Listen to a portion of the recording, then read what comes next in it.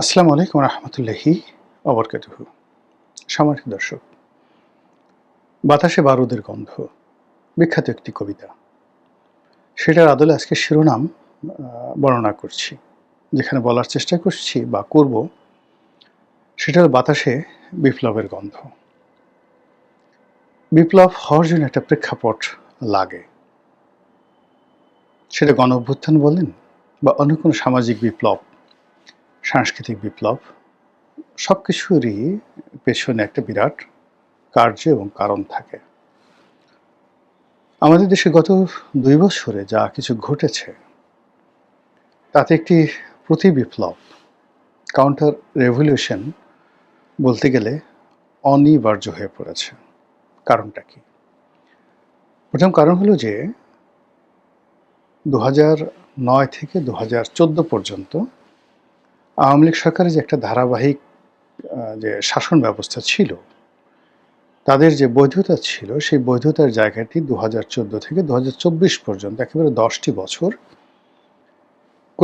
ক্রমাগত বিতর্কিত হয়েছে, রাজনীতির ইতিহাস কলঙ্কিত হয়েছে এবং আওয়ামী লীগ নামক যে রাজনৈতিক দল, তার যে একটা সুদীর্ঘ গণতন্ত্রের ইতিহাসে লড়াই এবং সংগ্রামের ইতিবাচক একটা ইতিহাস রয়েছে, সেটি কলঙ্কিত হয়েছে। কেবলমাত্র প্রশ্নবিদ্ধ নির্বাচন, শাসনকর্মে একছত্র আধিপত্য, কর্তৃত্ববাদী শাসন, যেটিকে সবাই স্বৈরাচারী শাসন বলে এবং এখন যেটাকে সবাই ফ্যাসিজম বলে বা ফ্যাসিবাদ বলে গালাগাল করছে। এর বাইরে বিশাল একটা অলিগার শ্রেণী তৈরি হয়ে যায়। এই অলিগার শ্রেণী তারা ব্যবসা নিয়ন্ত্রণ করত, মিডিয়া নিয়ন্ত্রণ করত, নিয়োগ বদলি সব কিছু নিয়ন্ত্রণ করত এবং পুরো রাষ্ট্রকে তারা নিজেদের এবং তাদের পরিবারের বাপদাদাদের সহায় সম্পত্তি বলে তারা ধ্যান-জ্ঞান করত। ছাত্রলীগ ছাড়া, যুবলীগ ছাড়া, আওয়ামী লীগ ছাড়া বা তাদের বংশ রক্ত ছাড়া, তাদের সার্টিফিকেট ছাড়া রাষ্ট্র এবং সরকারের কোনো সুযোগ সুবিধা কারোর জন্যই খুব সহজ ছিল না। তো এ সকল কর্মকাণ্ডের বিরুদ্ধে মানুষের যে ক্ষোভ, সেটি বাড়তে থাকে, ঘৃণা বাড়তে থাকে। সরকার অত্যন্ত কঠোর হস্তে তার সকল শক্তি দিয়ে সেগুলোকে বন্ধ রাখে, অবদমিত রাখে, ক্ষেত্র বিশেষে ছাই চাপা দিয়ে রাখে। কিন্তু টকবগিয়ে যেভাবে পৃথিবীর অভ্যন্তরে ভূগর্ভে আগ্নেয়গিরির লাভা, গলিত লাভা টকবক করে ফুটতে থাকে, ওভাবে জনরোষ ফুটছিল আওয়ামী লীগের বিরুদ্ধে। এখন সেই আওয়ামী লীগের বিরুদ্ধে যে বিক্ষোভ, ক্ষুদ্র একটা ফাটল পেয়ে, যে ফাটলে আসলে আওয়ামী লীগের পতন হওয়া তো দূরের কথা, কিছুই হওয়ার কথা না। আওয়ামী লীগ যখন কোটা বিরোধী আন্দোলন হলো, আওয়ামী লীগ সেটা মনে করেছে এটা তো একটা শিশু বিদ্রোহ। অতীতে এরকম কত বড় বড় বিদ্রোহ তারা দমন করেছে, কত রাজনৈতিক দল যারা আছে তারা শেষ করে দিয়েছে, কত রাজনৈতিক দলকে রীতিমতো মাটির সঙ্গে মিশিয়ে দিয়েছে।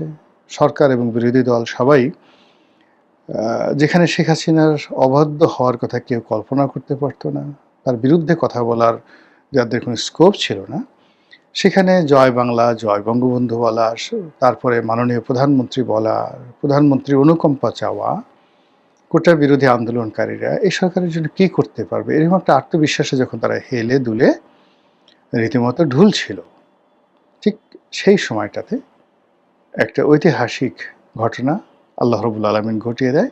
অর্থাৎ আগস্টের ৫ তারিখে একটি গণ অভ্যুত্থান হয়ে যায়, বিস্ময়কর, অভিনব। যেহেতু গণ অভ্যুত্থানটি একেবারে যাকে বলা হয় এত দ্রুত ঘটেছে, ফলে এই গণ অভ্যুত্থানের কারা সুবিধাভোগী হবেন, গণ অভ্যুত্থান পরবর্তী সরকার ব্যবস্থা কেমন হবে, পরাজিত যারা পক্ষ তাদেরকে কিভাবে পুনর্বাসিত করা হবে, এই সকল ব্যাপারে কোনো রকম পূর্ব প্রস্তুতি, চিন্তা, চেতনা, ধ্যান ধারণা কারোর মধ্যে ছিল না। সেনাবাহিনী প্রস্তুত ছিল না, পুলিশ প্রস্তুত ছিল না, সিভিল অ্যাডমিনিস্ট্রেশন, ভারত প্রস্তুত ছিল না, পাকিস্তান, আমেরিকা, ইভেন যারা ক্ষমতায় বসেছিল তাদের কারোরই এ ধরনের প্রস্তুতি ছিল না, আর অভিজ্ঞতা তো একেবারেই ছিল না। ফলে কি হলো, 2024 সনের আগস্ট মাসের 5 তারিখ থেকে অবিরতভাবে একের পর এক ভুল হতে থাকলো এবং সেই ভুল এখনো অনিবার্যভাবে চলে আসছে। তো সেই ভুলের কারণে একের পর এক ক্ষত তৈরি হচ্ছে। মানুষের যাকে বলা হয় অভিমান বেড়ে যাচ্ছে। ইউনূসের উপর রাগ করে মানুষ বিএনপিকে চেয়েছে। বিএনপির উপর রাগ করে মানুষ আওয়ামী লীগকে চাচ্ছে। বা একটা সময় জামাত চেষ্টা করেছিল, কিন্তু জামাতকে মানুষের, এদেশের মানুষ ওইভাবে কখনো চেয়েছে আমার কাছে ব্যক্তিগতভাবে, আমি সরি, আমার কাছে মনে হয়নি। জামাতকে চেয়েছে শুধুমাত্র জামাতের যারা লোকজন আছেন তারা, আর অন্য কিছু যারা লোকজন আছেন আপাত দৃষ্টিতে মনে হয় তারা জামাতকে চায়, কিন্তু মূলত তা নয়। আমাদের দেশে ধর্মপ্রাণ যারা মানুষ তারা 70টি ধারা উপধারায় বিভক্ত। শিয়া আছে, সুন্নি আছে, আহলে সুন্নাত ওয়াল জামাত আছে, এরপরে তাবলিগ আছে, হেফাজত আছে, হেফাজতের 4-5টা গ্রুপ আছে, তাবলিগের 4-5টা গ্রুপ আছে, তারপরে মাজারপন্থী আছে, মাজারপন্থীদের 15-20টি গ্রুপ আছে। তো সব মিলিয়ে ওই যে আল্লাহ রাসূল যেটা বলে গেছেন যে শেষ জামানাতে তার উম্মতের মধ্যে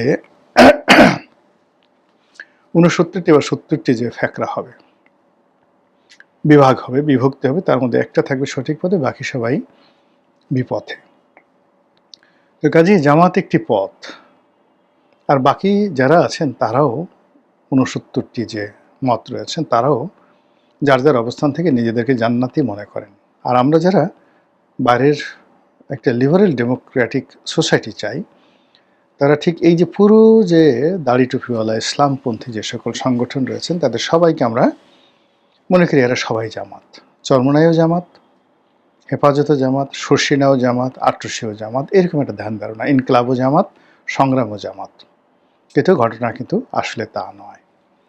ফলে কি হলো, এই ডক্টর মোহাম্মদ ইউনূসের জামানাতে পুরো ইসলামিক কমিউনিটিকে এক ছাতার তলে নেয়ার জন্য জামাতের যে চেষ্টা ছিল, ডক্টর মোহাম্মদ ইউনূসের যে চেষ্টা ছিল, বা অন্য যে আর্মির যারা লোকজন ছিলেন, গোয়েন্দা সংস্থার লোকজন ছিলেন, তাদের যে চেষ্টা ছিল, সেটা অভিজ্ঞতার কারণে বা অনভিজ্ঞতার কারণে সেটা বুমেরাং হয়ে যায়। বুমেরাং হয়ে ডক্টর মোহাম্মদ ইউনূসের বিরুদ্ধে যে ক্ষোভ, এটি বাড়তে থাকে। যে মানুষ বা যে জনগণ একসময় তাকে বরণ করে নিয়েছিল, যারা চেয়েছিল দীর্ঘদিন উনি থাকুন, তারা খুব দ্রুত তাকে তাড়ানোর জন্য পাগলপাড়া হয়ে পড়ল। এনসিপি, তারপর সমন্বয়ক, এরপর জুলাই বিপ্লবী, তাদের মধ্যে বহু সংখ্যক গ্রুপ হয়ে গেল। যারা নিহত হয়েছেন তাদের একটা গ্রুপ, যারা আহত হয়েছেন, যারা চোখ হারিয়েছেন, যারা হাসপাতালে চিকিৎসাধীন রয়েছেন, সকলের মধ্যে একটা গ্রুপ হয়ে গেল। যারা মন্ত্রী পরিষদে গিয়েছেন, যারা এনসিপির বড় বড় পদ পেয়েছেন, যারা পাননি, সব মিলিয়ে দেখা গেল যে বিপ্লবের পক্ষের যে শক্তি, তাদের মধ্যেও প্রায় 70টি শাখা প্রশাখা তৈরি হয়ে গেল।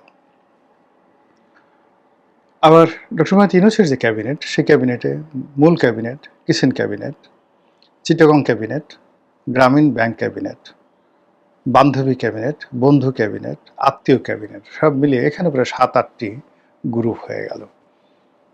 কার যে ক্ষমতায় বেশি সেটা আমরা বুঝতে পারলাম না।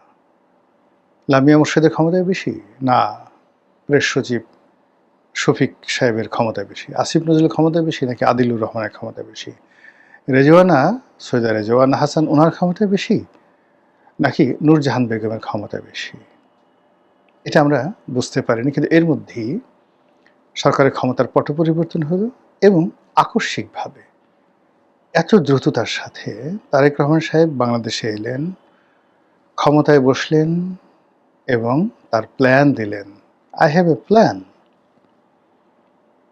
তারপর প্রধানমন্ত্রী হলেন এবং এখন তিনি